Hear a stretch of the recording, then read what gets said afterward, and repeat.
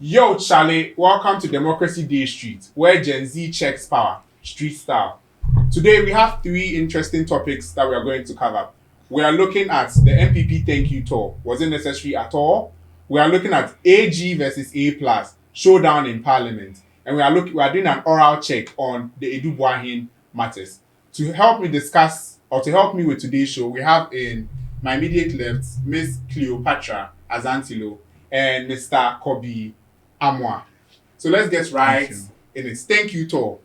Did they need or not? Kobe, why a thank you tour? Especially this late. Okay, so thank you tours after going through the rigorous election process, an election process is very rigorous.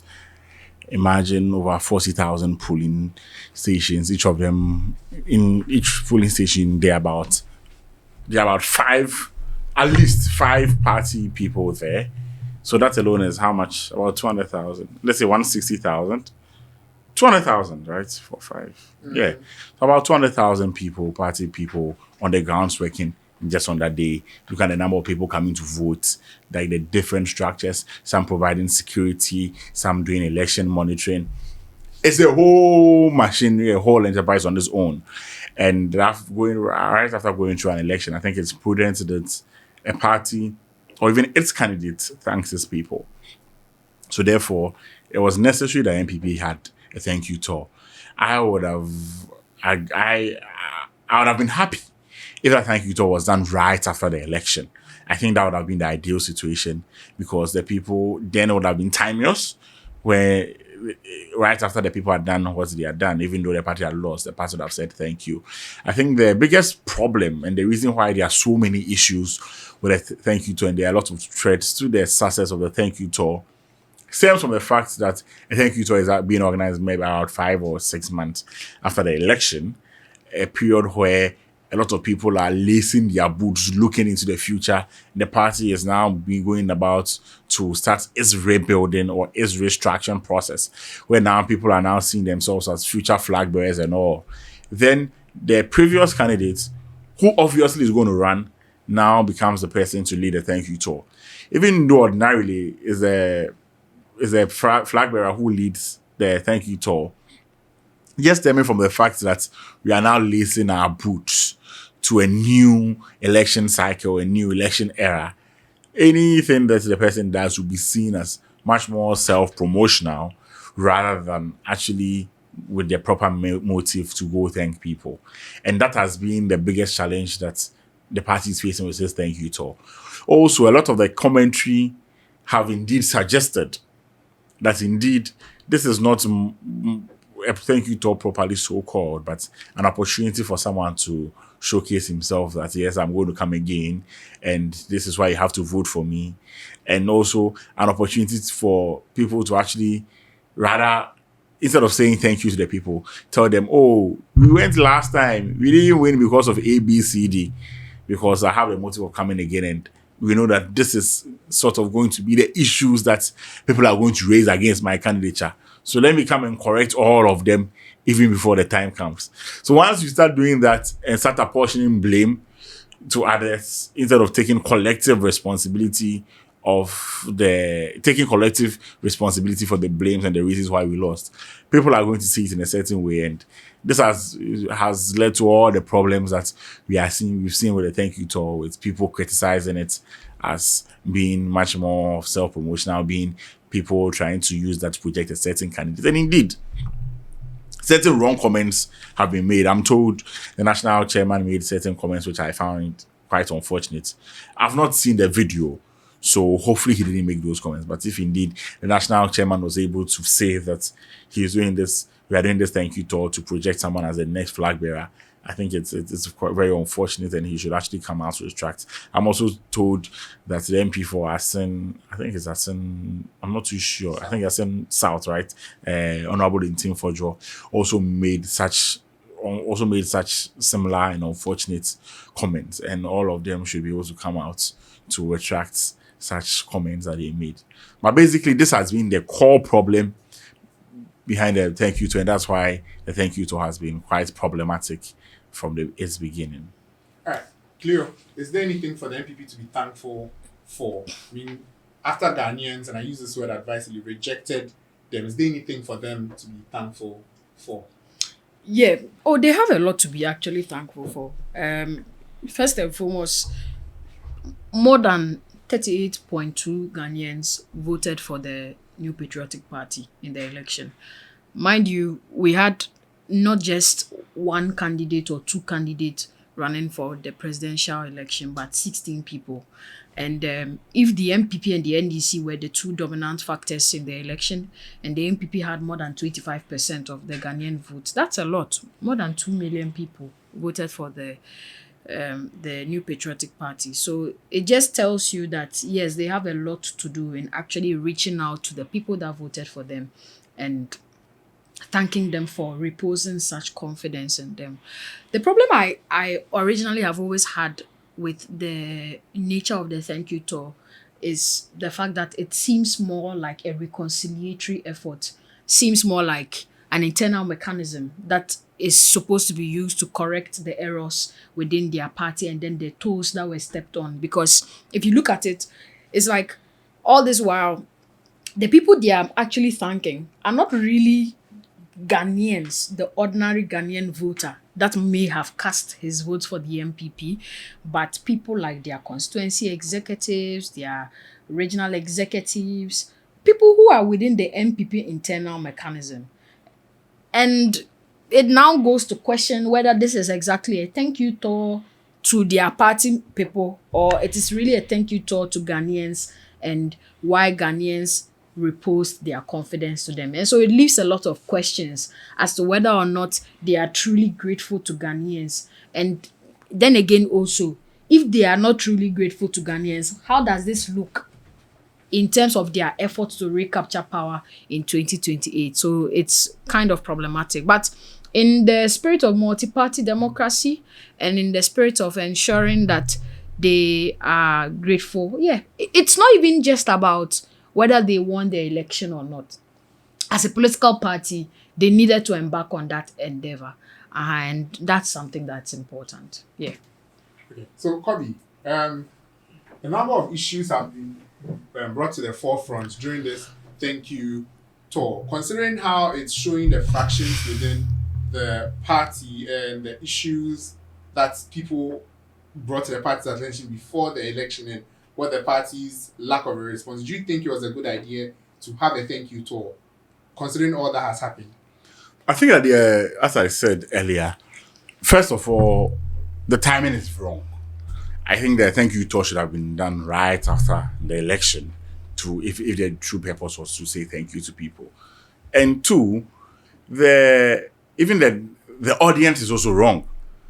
There are over 6 million people who voted for, I'm not too sure about the number, but there was a 4 billion is safe. He said 4 million is safe. There were millions of people who voted for the New Patriotic Party in the last election. There were thousands of people who worked for the New Patriotic Party in the last election.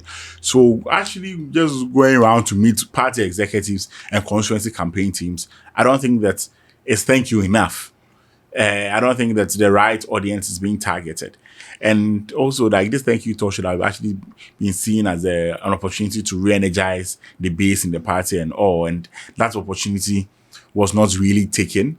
So that has been a proper challenge. As to the cracks within the party, I think that if right after the election and after the Okoye reports, we had put in place the right measures. Will we ever get to see the Okoye reports, copies of the Okoye reports?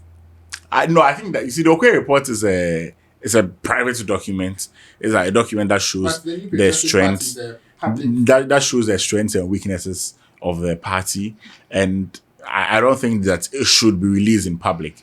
My biggest challenge, spirit of honesty and my biggest challenge in relation to the Okoye report is that it looks like it's just going to be just a few people in the party who are just going to see it. And as to how we are going to monitor its implementation is also a problem. What I think should be done is that people should be strategically briefed on portions of the Okoye reports that relate to them.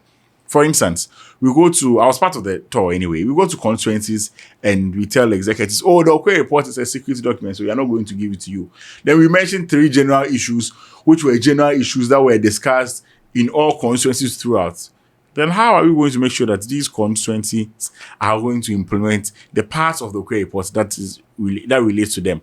What we should do is that there should be workshops with all constituency exec, like people at different levels in relation to, it should be on a need to know basis, definitely, but in relation to parts of the Okwe report that relate to those areas, and we find ways to implement it. If there are aspects of the executive summary that we would want to release, or a redacted version that we would want to release to the general public and our people in general, that is fair.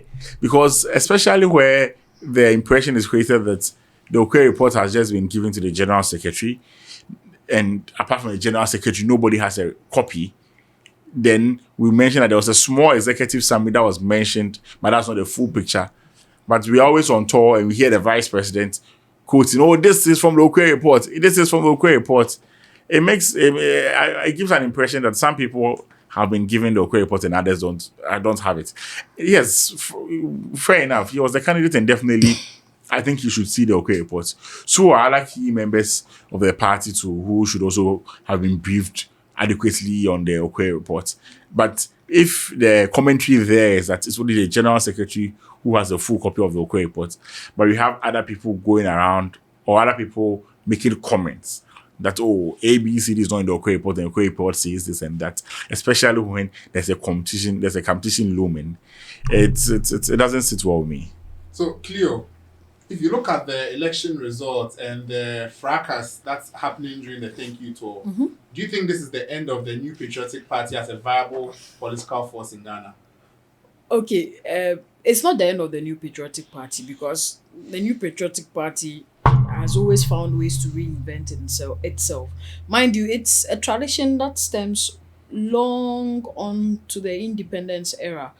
You look at the Buzia Dombo tradition and all that. So they've always found ways to fight against adversity and come strong. And they've been one of the people who were critical in fighting for the dispensation we have in our Fourth Republic. So it will be, if anyone who says that, oh, NPP won't bounce back is a fool. Even the NDC in 2016, with that then, which was the worst defeat that anyone could have expected in an electoral outcome happening, was able to bounce back. How much more the NPP? Just shows you how political parties are always able to gather themselves, their wits together and fight back for power.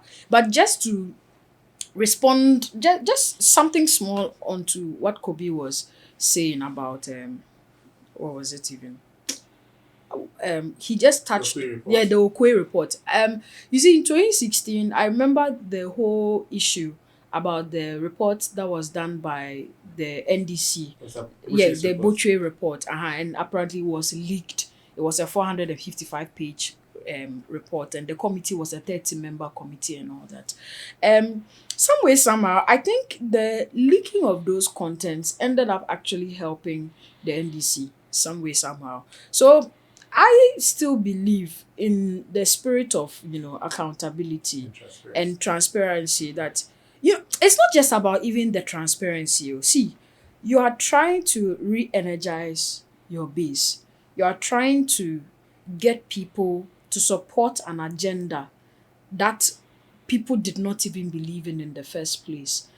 And so if you're a political party, a dispensation that wants to hold accountable a few in order to have the lot enjoy the spoils of your success, I think it's reasonable in principle justification.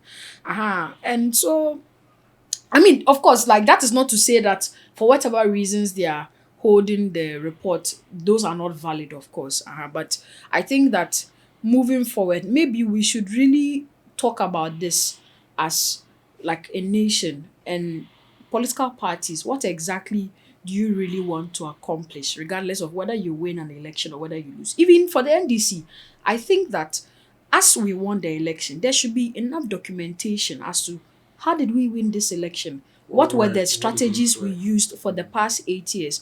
All these things. It should not always be about when you lose an election, then you are now coming to, all of a sudden, find out who was aggrieved, who was not aggrieved. Even in the winning, people were aggrieved. So we should do better in order to encourage a sense of accountability for political parties. But generally speaking, the NPP is not going anywhere. They still are the opposition party. They still have representation in parliament. While that people say it's a micro minority representation, but well, it's still enough for them to raise their voice and talk about issues that are affecting Ghana. And so we can only hope to see them bounce back and reorganize their backyard and get rid of the people. Because, I mean, some of us, the NPP we grew up to hear about, it's not the NPP we witnessed in the past 8 years. And so it would really be nice to have two dominant political forces who are actually just genuinely willing to work for the good of Ghanaians and not necessarily to change over the hands of power because they want to enrich their pockets. You're still on Democracy Day Street, and it's showdown in Parliament. A plus versus Attorney General.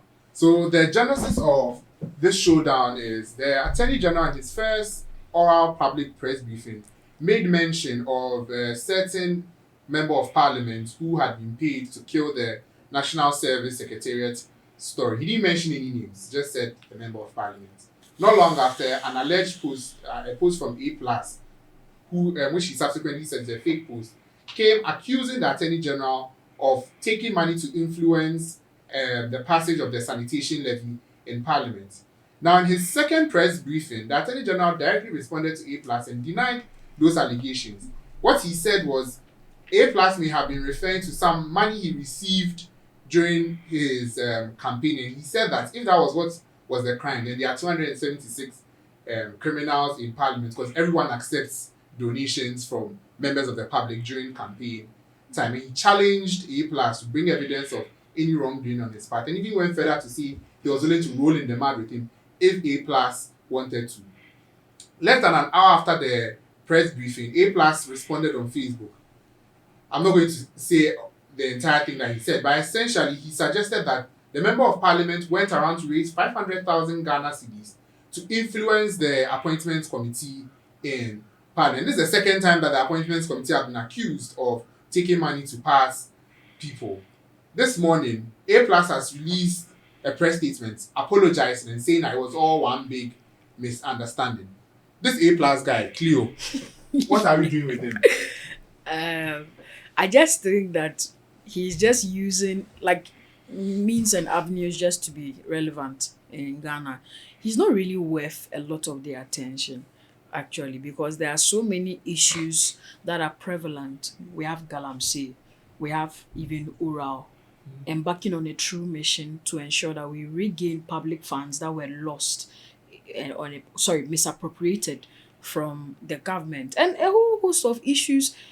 We recently did launching sanitary pads for young girls and women, when we know very well that having access to sanitary pads is a very prevalent problem for a lot of young people. So there are so many issues that we can actually centralize on that can be reasons for which we can cave national building, but not A plus. And you see, that's the problem with Ghana, because our media sensationalism only runs on negative reportage and not stories that should actually canvas around national building and what we should actually really focus on.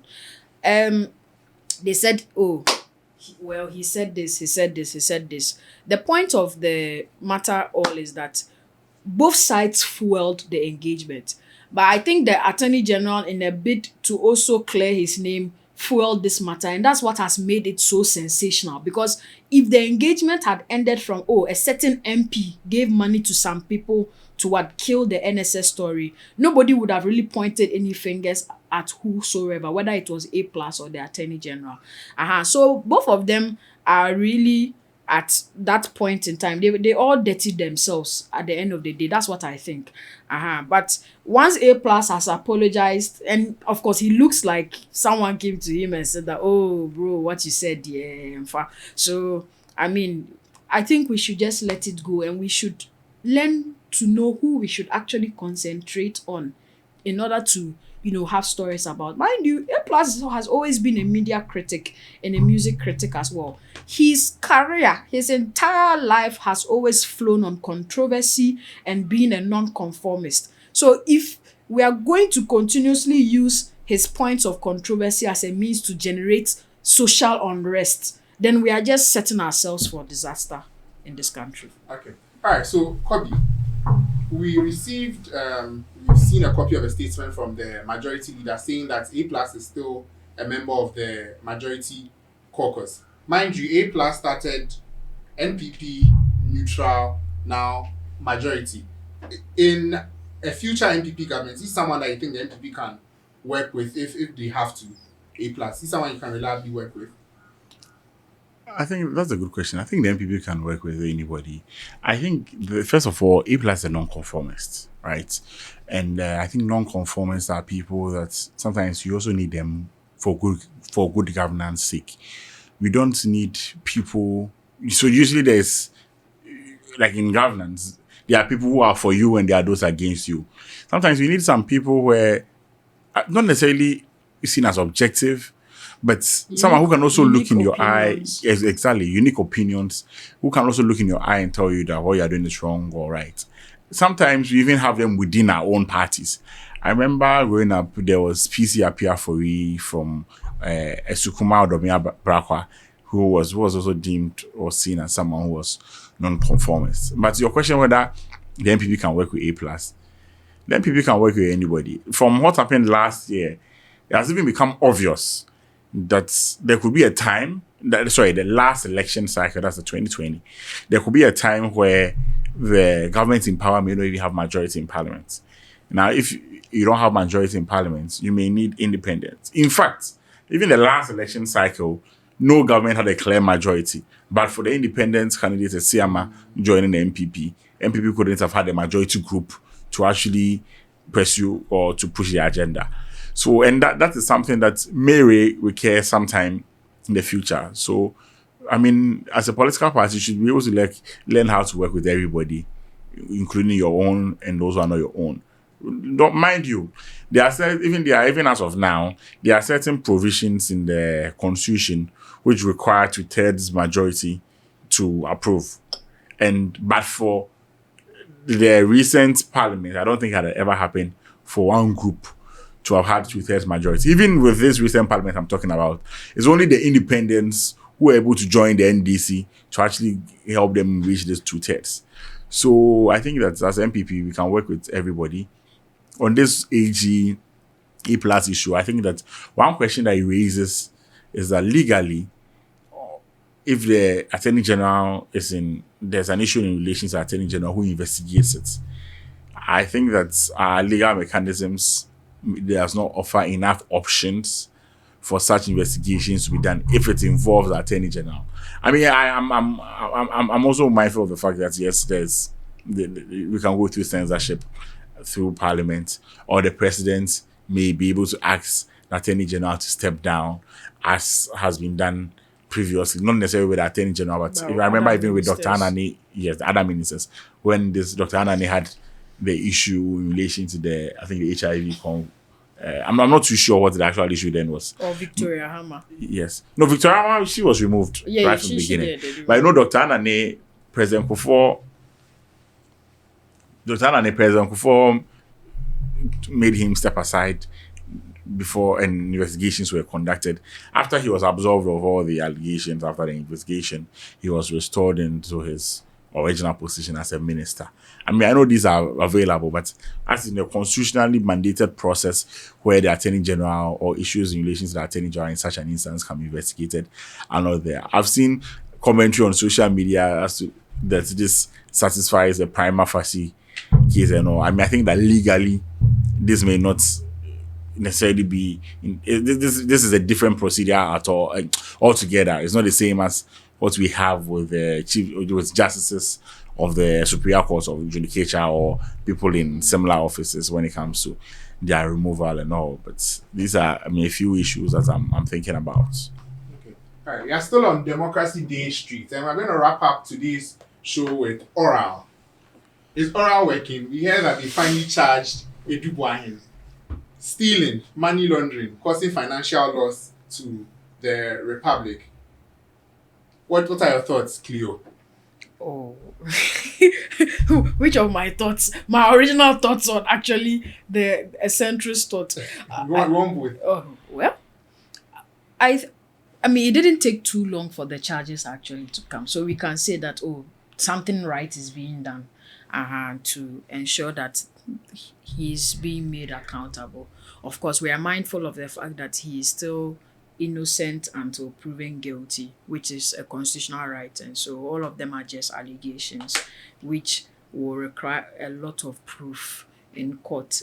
And so, if the prosecution is able to satisfy that burden of proof, then you are going to see him being prosecuted for those actions. But I think it's when we look at the larger picture of what this represents, it represents renewed commitment to ensuring accountability already, which was something that the John Mahama campaign ran on throughout the election in the name of the reset agenda, ensuring that we reset institutions, ensuring that we reset mindsets. And so a lot of people have been talking about the fact that, Mr. Adu Boahen was someone who had a very ostentatious lifestyle and all of a sudden now you are thinking that it wasn't really from legal money, it was illegal sources, allegedly. So I think it's now going to reorganize some of us, our mindsets, into knowing that, well,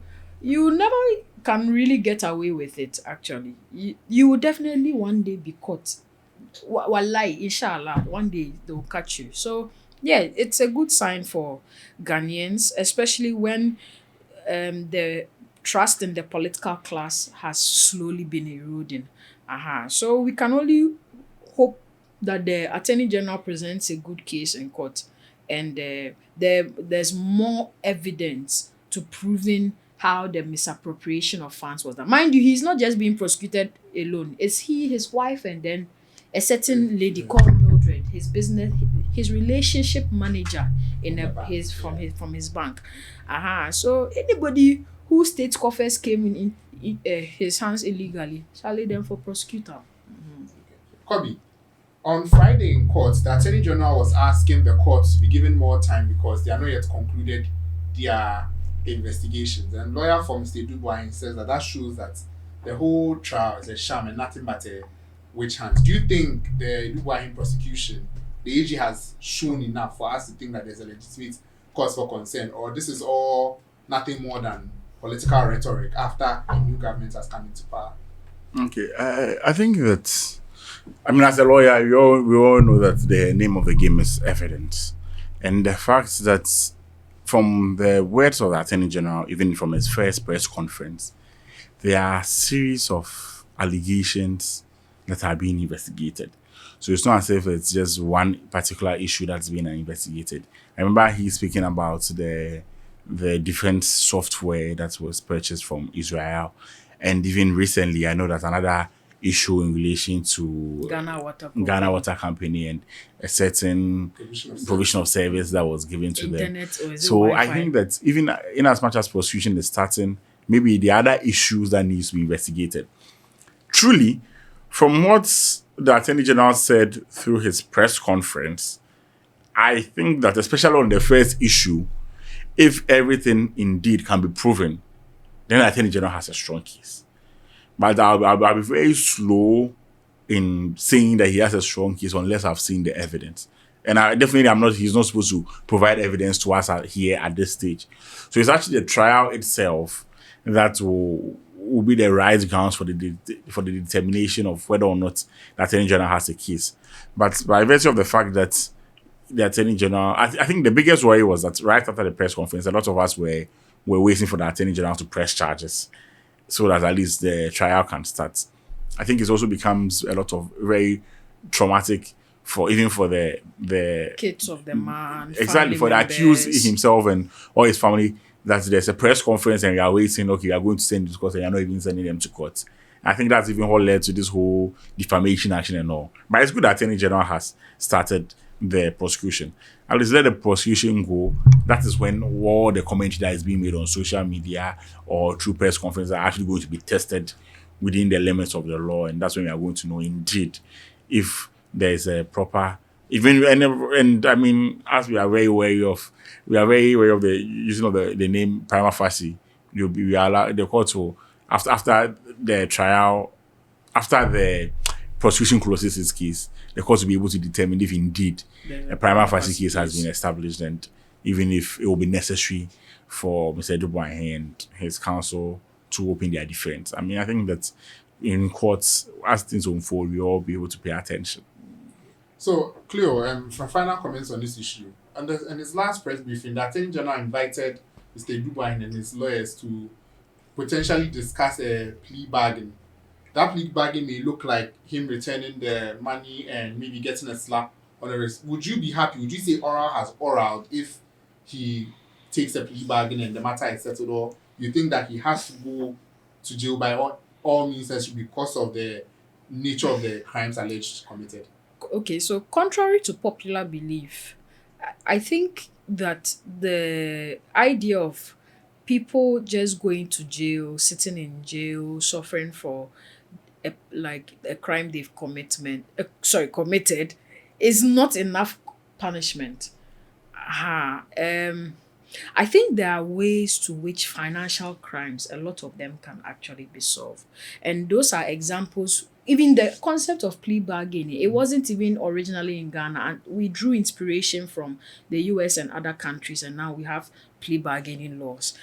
So I think honestly that if they were going to do a plea bargaining, it's a step in the right direction. And I think what it does is that it is going to encourage a lot of people who knew that they actually stole monies to actually come out and return the monies. Because right now I'm looking more at the utility. The utility being that those monies are recouped so that they can be used for different development agendas for the state. Because the entire train of John Mahama's campaign ran on the fact that they were stealing monies. So the monies were not going into the right places. If the monies were going into the right places, then the NPP could have been one of the exemplary governments to actually cite. So if the monies are actually being returned and we are now seeing them being used for true impactful projects, let's say they set up an oral fund. All the monies that are gotten from oral are used for particular projects, then we can truly know what is at stake. Although, of course, the counter argument can be that, oh, well, this will encourage people to continue stealing more because that means that they can easily have a plea bargain and then they they can easily get away with it. What I'd say is, you just need to make do with what is available to you. The system, it's not going to be thoroughly perfect, but it's going to ensure that at least people are accountable. If not half accountable, there's going to be a certain level of accountability as compared to an instance where there's no accountability in the first place. So I think it's a step in the right direction. They should do plea bargaining. And it's in any case, it's a financial crime. It's not like he killed somebody. Did he kill somebody? He didn't kill anybody. All he did was he stole money from the state. So he should be given the opportunity to return that money and then face the consequences for it at the same time. So, Kobe, final remarks on this. If you were to rate oral out of 10 so far with the work they've done, what rating would you give it and why? I won't like to rate in the first place. I think that prosecution takes time. Evidence gathering takes time. I think what is necessary and what is important is that the government shows goodwill to be able to conduct these investigations, and the true intention is to be able to uncover rot and punish perpetrators. I also don't think that we should put so much pressure on governments. I mean, all of us here are in the legal fraternity. I mean, very soon, I'm sure, I know Cleopatra is going to join us as lawyers, and it shouldn't be by virtue of the fact that we want to create the impression that we are prosecuting people, we just rush and take anything to court. I'm very happy that Attorney General has said that he's not going to commence any prosecution unless he has the requisite evidence. And I think that in as much as we all push to see that there are lots of prosecutions. All these prosecutions should not be malicious. They should be backed by evidence. So they should take their time, make sure that they are backed by evidence. However, all the allegations that that are also brought before them should be well investigated, and they shouldn't there shouldn't be much favoritism and others trying to get some off the hook and trying to punish others and trying to look for the low hanging fruits or the low fishes and then target certain people. And target people. So I think that's also right. However, if all these things are being done right, I think we should be patient with them. So far, I think at least this is the first one that we know has come So we'll for. say oral 8.5/10 so far. I won't rate it. Even I won't be quick to rate, because I think it's still too early to even do a rating in the first place. Maybe what we can do is an annual comparison of the work of oral, or a 6-month comparison, because even governments like this, you can't just use 1 month of a government's performance to say that, the government is not doing or something. You rate it for a period of time, you compare what is happening consequently. So let's see. Well, then probably the next 2 episodes that we might have in the next month or something, then we can actually know how we are going to measure the progress of oral, and maybe by the year we will note what truly is the strength of oral and whether it's effective or not. All right. This has been Democracy Day Street, and today I've been in the studio with Miss Cleopatra Zantilo and Mr. Kobi Anwa. No handshake from you. All right. Thank you for joining us, and catch us on our next episode.